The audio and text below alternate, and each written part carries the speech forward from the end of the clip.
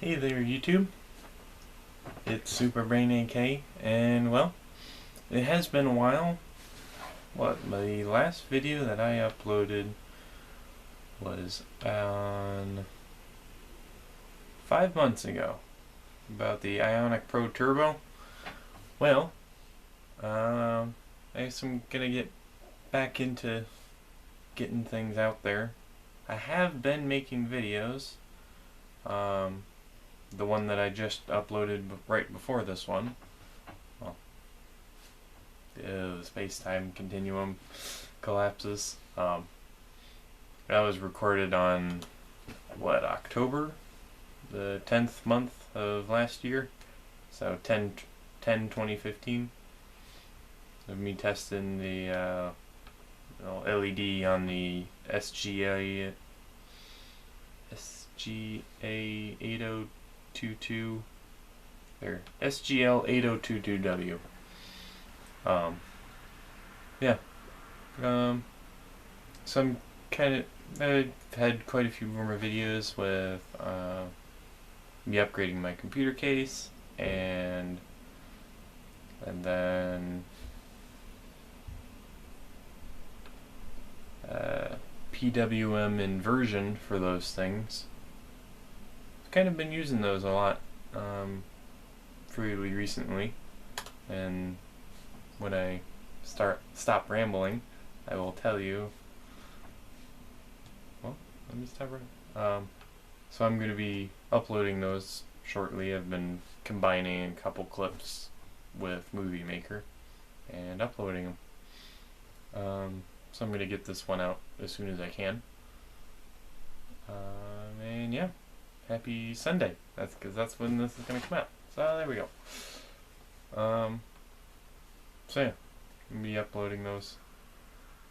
So yeah, the little video I took back in October, that was me testing one of those directly switching an LED in a dark room, and that was a whole bunch of flicker.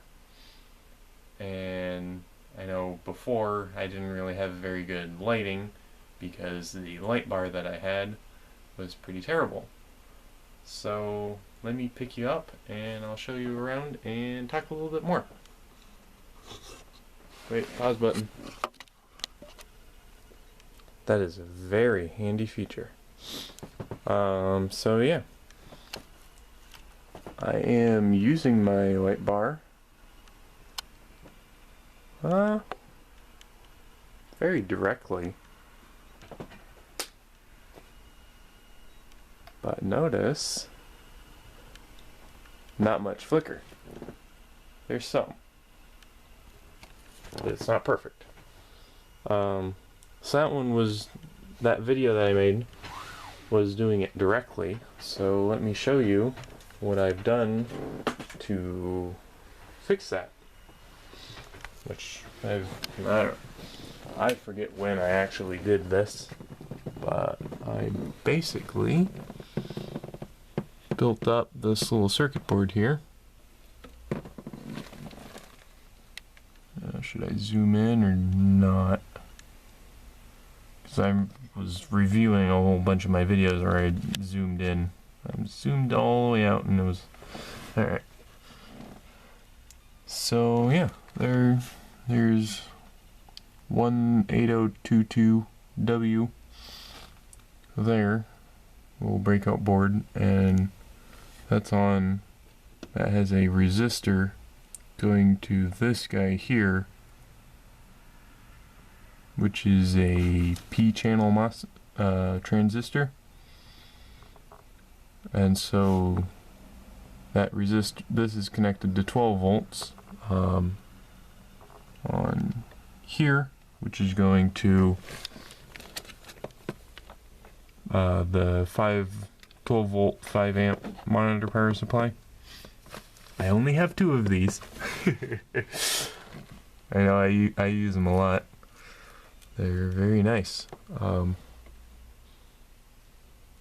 think I have 2 of those little connectors two of the breakout connectors that I soldered.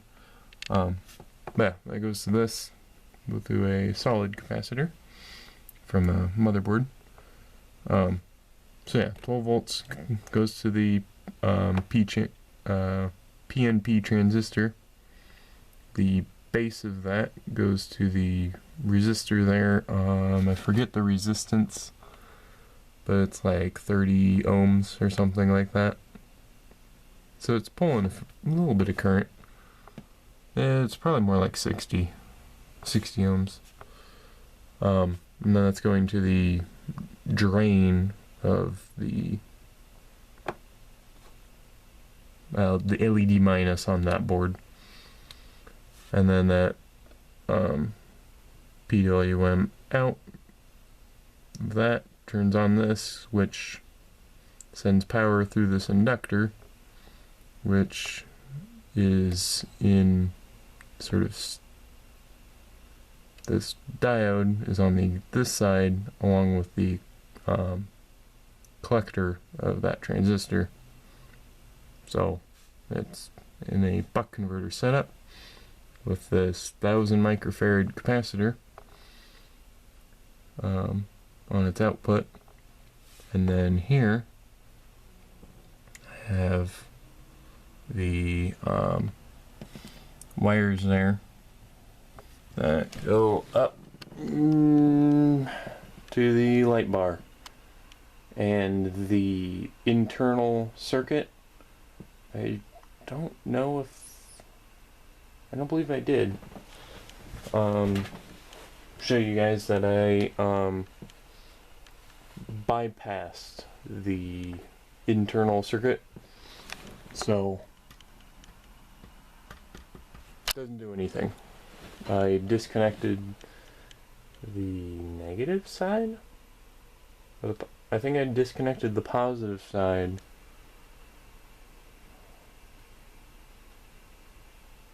No, it's the negative side. The positive side is still connected. The negative side is disconnected, and the negative of that wire that I have going in goes straight to the LED bar, which the LED bar was on the transistor on that board.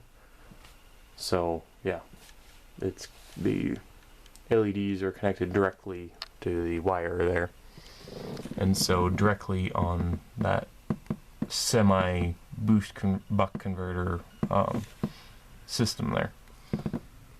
So I can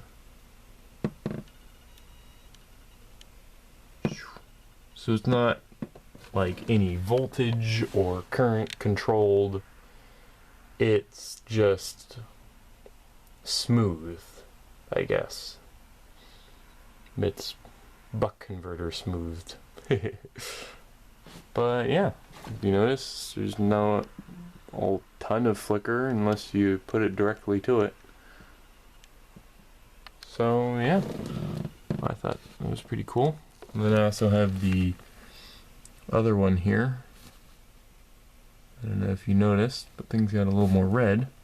If you follow it white and black, all the way up, boop. It's a little red LED strip. That's being powered directly. So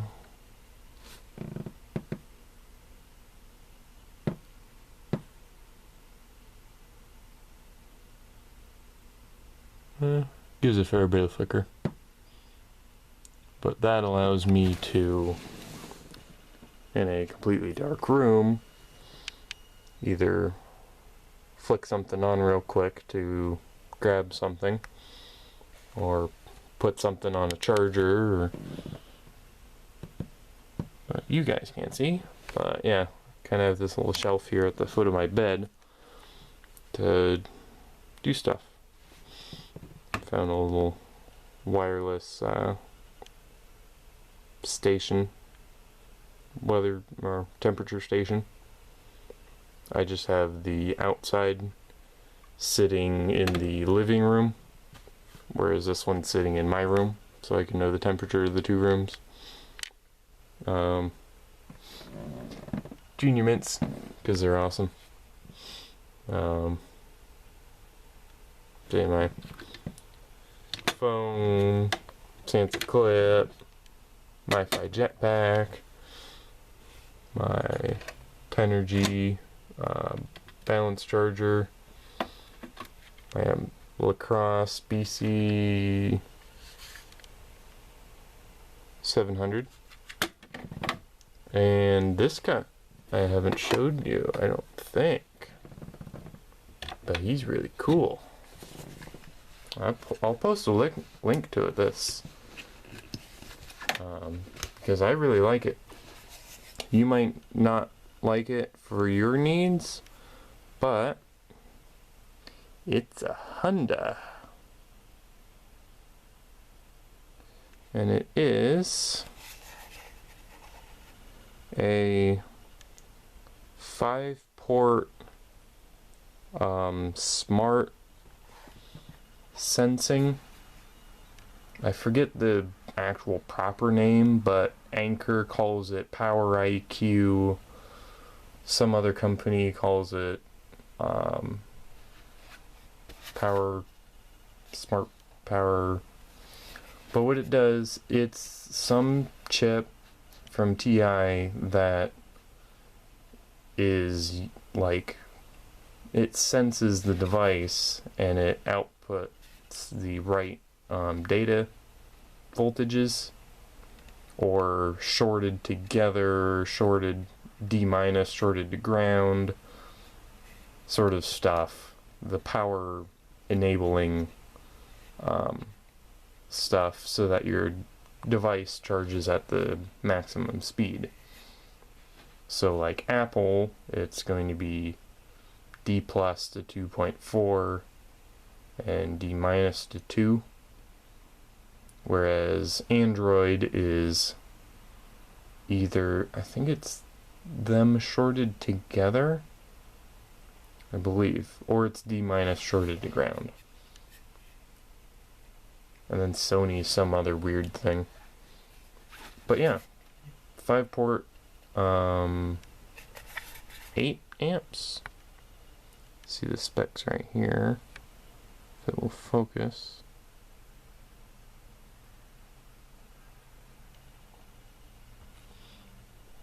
Um, 12 to 24 volt input, 5 volt, 9 amps out.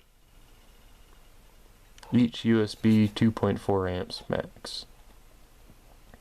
And see, it's got a little barrel jack, so it's got a really nice high power buck converter there. That can run down to probably 10 volts, which actually, so it does come with this cable, the fairly large barrel jack to 12 volt cigarette lighter cable, and I looked all over the internet for that sort of plug. It should be like super standard for high power, low voltage 12 or 24 volts systems, because there was a what is it, VCR from a car powered VCR that had that same sort of plug. Well, not on the cable side, the device side. So yeah, I don't know why I couldn't find anything, but apparently the power supply from this thing, Action Tech Power Adapter STD 1001 6,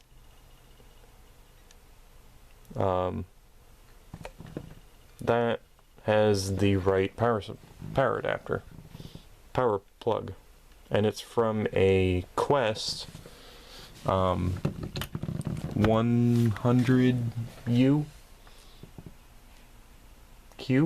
Q100. Yeah, their little DSL modem. So, which, ironically, that's the one that I had before I switched to Cox. But I sent the whole thing back because it was under contract and stuff. So, I would have had one already. So I've had this for a while and I just found that. But, yeah. It works currently. It's just not very efficient because this is only 10 volts, 1.8 amps. You probably already saw. 1.6. Yeah. So it's like bare minimum for that thing, for the voltage wise. And 1.6 amps on a couple things that's probably that's 16 watts. Probably 3 devices pulling 1 amp. You might be overloading that power supply.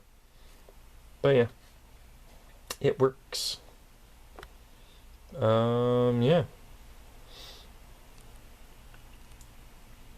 So I'll put a link to that guy if you want him. And one thing that I'm going to be I don't know, I guess talking about in another video is my power distribution system that I'm going to be making for my switch, my network gear. I'll talk more about that in that video. That'll be my soldering station that I got, my new soldering station. I'll be talking about that at the end of that, so stay tuned for that. But yeah, for this, since I kind of already have a power distribution system here, the only problem is it's on a breadboard.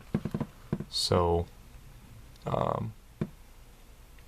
yeah, I'm going to be getting stuff that I can solder wires to and little terminal jacks that I can screw things into, which will be pulling this out of there and screwing into a little jack on that and using the 12 volts there. So better connections, better expandability instead of going all to a breadboard power strip. I might do the same thing with my 23 amp wall wart buster, but we'll see. I might not do anything with it because I really just use it for its one barrel jack to power up the monitor that I use for my maintenance window for my IT job, for remoting in and having a big monitor to connect to all the servers. But yeah, I've been finding some fair amount of switch gear. This guy's actually pretty cool. I'm gonna put DDWRT on it soon. It's a WNR 2000 V3. So hopefully it isn't on the latest firmware. I don't believe it is, because putting it on the latest firmware is not easy. So hopefully it's got earlier firmware. But yeah. So yeah, I'll be doing another video using these, talking about PWM inversion, the little pulse width control chips. So yeah, stay tuned for that. And like, comment, subscribe. See ya.